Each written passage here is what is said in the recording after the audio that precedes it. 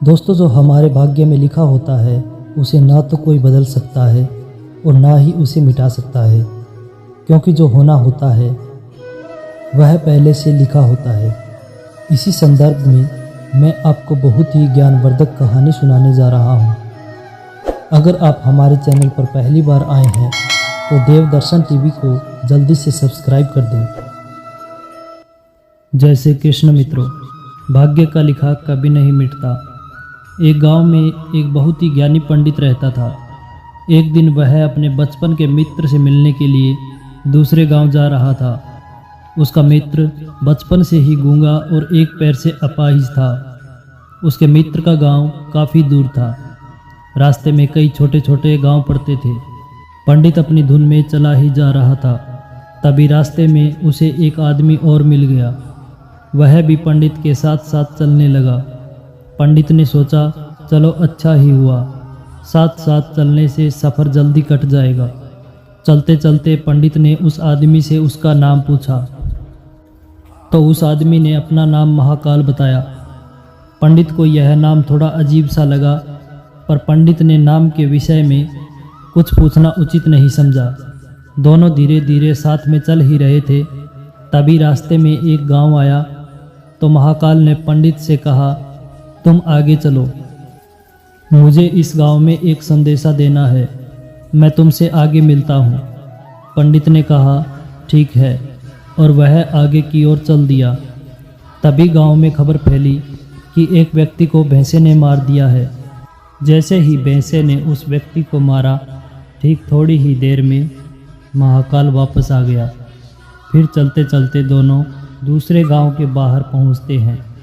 यहाँ पर एक छोटा सा मंदिर बना हुआ था और ठहरने की व्यवस्था भी अच्छी लग रही थी। पंडित के मित्र का गांव भी वहाँ से अभी काफ़ी दूर था और रात्रि भी होने वाली थी।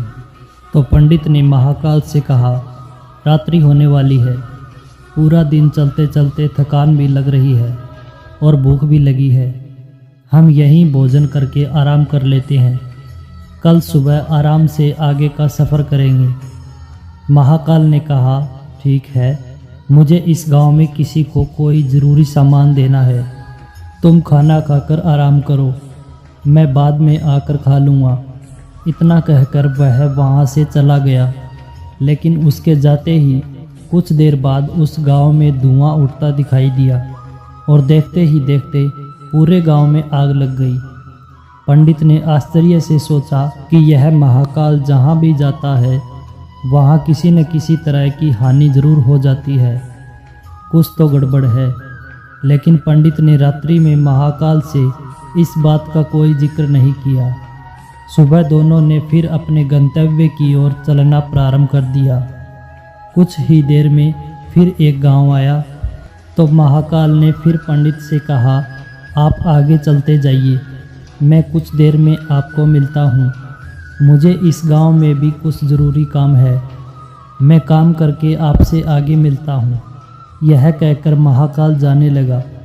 लेकिन इस बार पंडित आगे नहीं बढ़ा, बल्कि वहीं खड़ा होकर महाकाल को देखता रहा कि अब वह कहाँ जाता है और क्या करता है।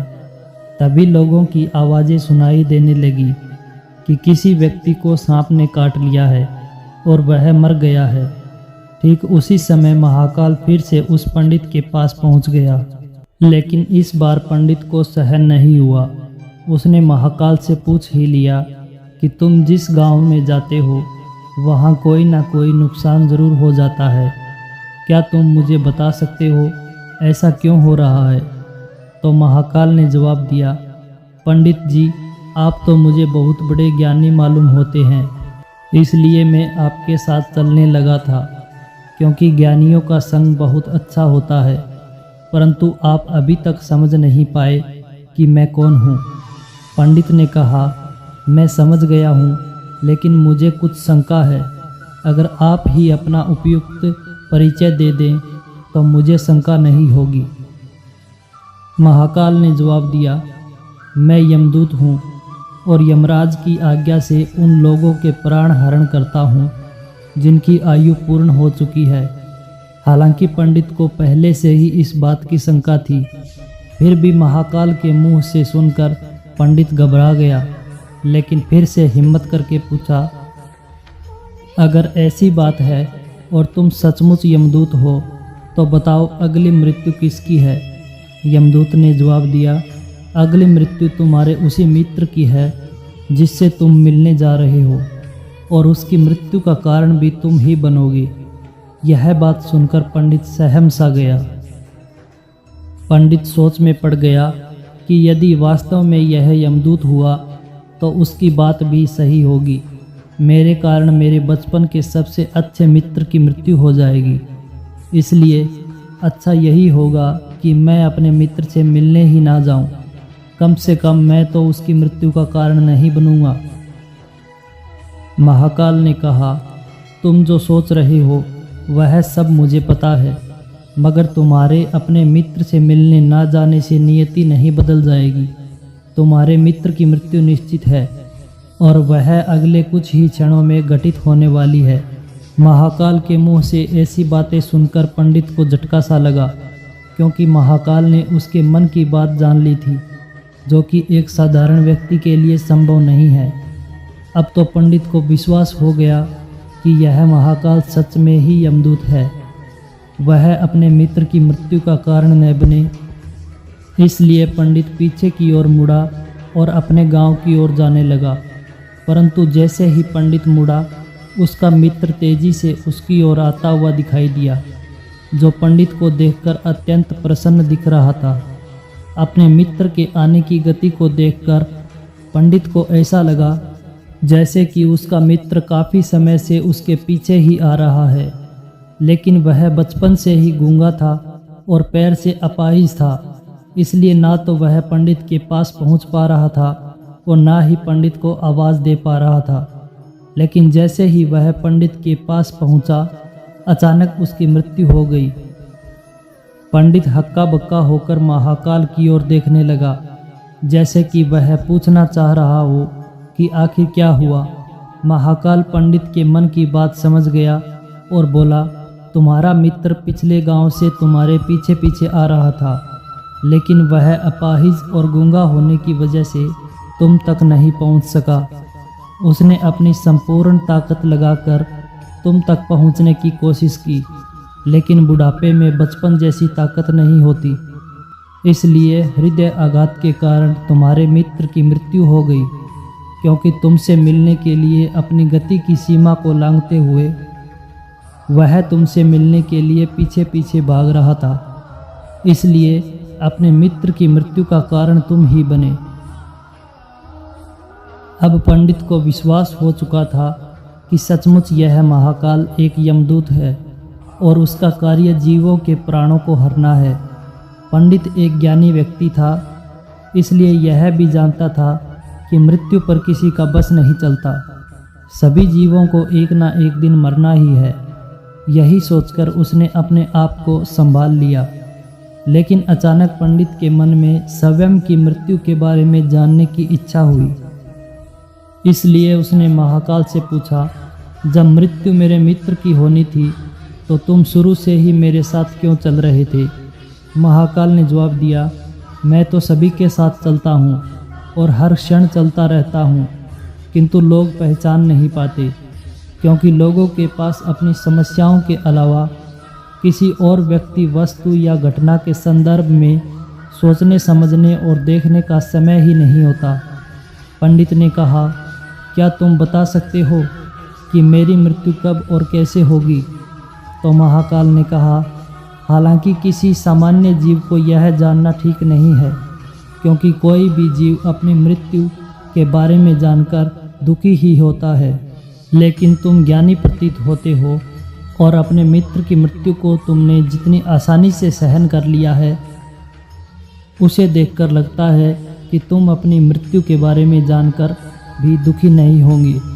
इसलिए मैं तुम्हें बता देता हूँ, तुम्हारी मृत्यु आज से ठीक 6 महीने बाद आज के ही दिन किसी दूसरे राज्य में फांसी लगने से होगी। और सबसे आश्चर्य की बात यह होगी कि तुम स्वयं खुशी से फांसी को स्वीकार कर लोगे। इतना कहकर महाकाल जाने लगा, क्योंकि महाकाल का पंडित के साथ चलते रहने का अब कोई कारण नहीं था। पंडित भी अपने मित्र की यथाशक्ति कर्म कांड करके अपने गांव चला गया। लेकिन कोई व्यक्ति कितना भी ज्ञानी क्यों ना हो, अपनी मृत्यु की बात सुनकर दुखी तो होता ही है और मृत्यु से बचने के लिए कुछ ना कुछ करता ही है। तो पंडित ने भी किया।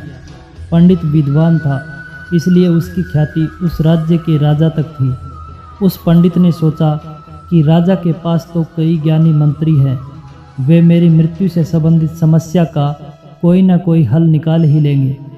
पंडित यह सोचते हुए राज दरबार में पहुंच जाता है और उसने वहां जाकर राजा को सारा वृतांत सुनाया। राजा ने यह बात अपने मंत्रियों को बताई और उनसे सलाह मांगी। अंत में सभी ने विचार विमर्श करके कहा कि अगर पंडित की बात सही है तो यह तो निश्चित है कि उसकी मृत्यु 6 महीने के बाद ही होगी। लेकिन मृत्यु तब होगी जब वह दूसरे राज्य में जाएगा। यदि वह दूसरे राज्य में जाएगा ही नहीं तो मृत्यु भी नहीं होगी। मंत्रियों की यह सलाह राजा को भी ठीक लगी। बहुत सोच समझकर राजा ने पंडित के रहने की व्यवस्था महल में ही कर दी और राजा के आदेश के बिना उस पंडित से किसी को भी मिलने नहीं दिया जाता था। लेकिन पंडित कहीं भी आ जा सकता था, ताकि पंडित को यह ना लगे कि वह राजा की कैद में है। परंतु पंडित डर के कारण स्वयं ही कहीं आता जाता नहीं था। धीरे धीरे पंडित की मृत्यु का समय नज़दीक आने लगा और वह भी दिन आ गया जिस दिन पंडित की मृत्यु होने वाली थी। पंडित अपनी मृत्यु को लेकर बहुत चिंतित था, इसलिए उस दिन पंडित डर के मारे जल्दी ही सो गया, ताकि जल्दी से वह रात बीत जाए और अगला दिन आ जाए तो मृत्यु टल सके। लेकिन पंडित को स्वयं नींद में चलने की बीमारी थी और इस बीमारी के बारे में वह स्वयं भी नहीं जानता था। अतः राजा के किसी वैद्य को बताने का तो प्रश्न ही नहीं उठता। उसी रात पंडित को नींद में चलने का दौरा पड़ा। वह उठा और जेल से निकलकर अस्तबल में गया। पंडित राजा का खास मेहमान था, इसलिए किसी पहरेदार ने भी उसे नहीं रोका और न ही किसी तरह की पूछताछ की। अस्तबल में पहुंचकर वह सबसे तेज चलने वाले घोड़े की पीठ पर सवार होकर नींद में ही राज्य की सीमा के बाहर दूसरे राज्य में चला गया। इतना ही नहीं, वह दूसरे राज्य के राजमहल पहुंच गया और उस महल के पहरेदार ने भी उसे नहीं रोका और न ही कोई पूछताछ की। सभी लोग रात्रि के अंतिम प्रहर होने के कारण नींद में थे और वह पंडित सीधे राजा के शयन कक्ष में पहुंच गया, जहां राजा और रानी सो रहे थे।